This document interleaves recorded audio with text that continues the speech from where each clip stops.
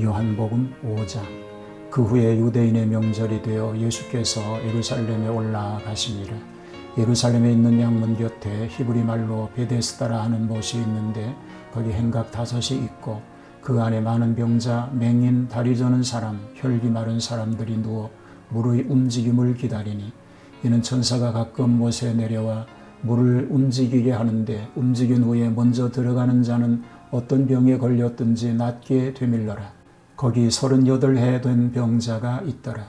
예수께서 그 누운 것을 보시고 병이 벌써 오랜 줄 아시고 이르시되 내가 낫고자 하느냐. 병자가 대답하되 주여 물이 움직일 때에 나를 못에 넣어주는 사람이 없어 내가 가는 동안에 다른 사람이 먼저 내려가나이다. 예수께서 이르시되 일어나 네 자리를 들고 걸어가라 하시니 그 사람이 곧 나아서 자리를 들고 걸어가니라. 이날은 안식일이니 유대인들이 병 나은 사람에게 이르되 안식일인데 내가 자리를 들고 가는 것이 옳지 아니하니라. 대답하되 나를 낫게 한 그가 자리를 들고 걸어가라 하더라 하니 그들이 묻되 너에게 자리를 들고 걸어가라 한 사람이 누구냐 하되 고침을 받은 사람은 그가 누구인지 알지 못하니 이는 거기 사람이 많으므로 예수께서 이미 피하셨습니다. 그 후에 예수께서 성전에서 그 사람을 만나 이르시되 보라 내가 나았으니 더 심한 것이 생기지 않게 다시는 죄를 범하지 말라 하시니 그 사람이 유대인들에게 가서 자기를 고친 이는 예수라 하니라. 그러므로 안식일에 이러한 일을 행하신다 하여 유대인들이 예수를 박해하게 된지라. 예수께서 그들에게 이르시되 내 아버지께서 이제까지 일하시니 나도 일한다 하시며 유대인들이 이로 말미암아 더욱 예수를 죽이고자 하니 이는 안식일을 범할 뿐만 아니라 하나님을 자기의 친아버지라 하여 자기를 하나님과 동등으로 삼으심이로라. 그러므로 예수께서 그들에게 이르시되 내가 진실로 진실로 너희에게 이르노니 아들이 아버지께서 하시는 일을 보지 않고는 아무것도 스스로 할 수 없나니 아버지께서 행하시는 그것을 아들도 그와 같이 행하느니라. 아버지께서 아들을 사랑하사 자기가 행하시는 것을 다 아들에게 보이시고 또 그보다 더 큰 일을 보이사 너희로 놀랍게 여기게 하시리라. 아버지께서 죽은 자들을 일으켜 살리심같이 아들도 자기가 원하는 자들을 살리느니라. 아버지께서 아무도 심판하지 아니하시고 심판을 다 아들에게 맡기셨으니 이는 모든 사람으로 아버지를 공경하는 것 같이 아들을 공경하게 하려 하심이라. 아들을 공경하지 아니하는 자는 그를 보내신 아버지도 공경하지 아니하느니라. 내가 진실로 진실로 너희에게 이르노니 내 말을 듣고 또 나 보내신 이를 믿는 자는 영생을 얻었고 심판에 이르지 아니하나니 사망에서 생명으로 옮겼느니라. 진실로 진실로 너희에게 이르노니 죽은 자들이 하나님의 아들의 음성을 들을 때가 오나니 곧 이때라. 듣는 자는 살아나리라.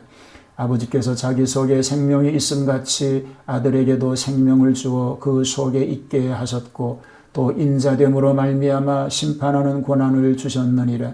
이를 놀랍게 여기지 말라. 무덤 속에 있는 자가 다 그의 음성을 들을 때가 오나니 선한 일을 행한 자는 생명의 부활로 악한 일을 행한 자는 심판의 부활로 나오리라. 내가 아무것도 스스로 할 수 없노라. 듣는 대로 심판하노니 나는 나의 뜻대로 하려 하지 않고 나를 보내신 이의 뜻대로 하려 함으로 내 심판은 의로우니라. 내가 만일 나를 위하여 증언하면 내 증언은 참되지 아니하되 나를 위하여 증언하시는 이가 따로 있으니 나를 위하여 증언하시는 그 증언이 참인 줄 아노라. 너희가 요한에게 사람을 보내매 요한이 진리에 대하여 증언하였느니라. 그러나 나는 사람에게서 증언을 취하지 아니하노라. 다만 이 말을 하는 것은 너희로 구원을 받게 하려 함이니라. 요한은 켜서 비추는 등불이라. 너희가 한때 그 빛에 즐거이 있기를 원하였거니와 내게는 요한의 증거보다 더 큰 증거가 있으니 아버지께서 내게 주사 이루게 하시는 역사 곧 내가 하는 그 역사가 아버지께서 나를 보내신 것을 나를 위하여 증언하는 것이요 또한 나를 보내신 아버지께서 친히 나를 위하여 증언하셨느니라. 너희는 아무 때에도 그 음성을 듣지 못하였고 그 형상을 보지 못하였으며 그 말씀이 너희 속에 거하지 아니하니 이는 그가 보내신 이를 믿지 아니함이라. 너희가 성경에서 영생을 얻는 줄 생각하고 성경을 연구하거니와 이 성경이 곧 내게 대하여 증언하는 것이니라. 그러나 너희가 영생을 얻기 위하여 내게 오기 원하지 아니하는도다. 나는 사람에게서 영광을 취하지 아니하노라. 다만 하나님을 사랑하는 것이 너희 속에 없음을 알았노라. 나는 내 아버지의 이름으로 왔으나 너희가 영접하지 아니하나 만일 다른 사람이 자기 이름으로 오면 영접하리라. 너희가 서로 영광을 취하고 유일하신 하나님께로부터 오는 영광은 구하지 아니하니 어찌 나를 믿을 수 있느냐. 내가 너희를 아버지께 고발할까 생각하지 말라. 너희를 고발하는 이가 있으니 곧 너희가 바라는 자 모세니라. 모세를 믿었더라면 또 나를 믿었으리니 이는 그가 내게 대하여 기록하였음이라. 그러나 나의 글도 믿지 아니하거든 어찌 내 말을 믿겠느냐 하시니라. 예수님의 사역이 공간복음에는 주로 갈릴리 지방에서 활동한 기사가 대부분인데 관하여 요한복음에서는 예루살렘을 중심으로 하여 기사가 주로 소개되었습니다. 자, 오늘은 요한복음 5장을 살펴보겠습니다. 38년 된 병자를 고치신 표적입니다. 유대인의 유월절이라고만 기록하고 명절 이름이 없으나 여러 가지 고증을 살펴보면 신년 명절인 나팔절인 듯 합니다. 예루살렘 양문 곁에 베데스다라는 못이 있었는데 곧 자기의 집이라는 뜻을 가졌으며 간헐천의 분수로서 전설에 의지하면 천사들이 가끔 내려와 물을 동하게 하므로 그때 물에 들어가면 어떤 병이든지 낫는다는 소문 때문에 많은 병자들이 모여 기다리고 있는데 그 중에 38년 된 병자가 있었습니다. 예수님은 먼저 내가 낫고자 하느냐라고 묻습니다. 그때 병자가 자신의 가증한 꼴을 호소합니다. 예수님은 내 자리를 들고 걸어가라고 하십니다. 그랬더니 곧 나아서 걸어감으로 표적이 이루어지게 된 것입니다. 유대인들은 이 날이 안식일인데 이런 일을 행한다고 나은 사람에게 책임을 추궁하다시피 하였습니다. 나중에 예수인 것을 알게 된 유대인들이 예수님을 핍박하였습니다. 그러나 예수님은 내 아버지께서 이제까지 일하시니 나로 일한다고 하시며 신령한 하나님의 일하심을 선포하였습니다. 그로 인하여 유대인들이 예수님을 죽이고자 하니 이는 안식일만 범할 뿐 아니라 하나님을 자기의 부친이라고 하여 자기를 하나님과 동등으로 삼으심이라고 하였습니다. 예수님의 정체입니다. 예수님께서는 이 말씀을 통해서 유대인들에게 자기의 신분을 설명하는 기회를 삼으셨으니 참으로 하나님의 아들이신 자기의 권능과 권위를 완전히 표명하였습니다.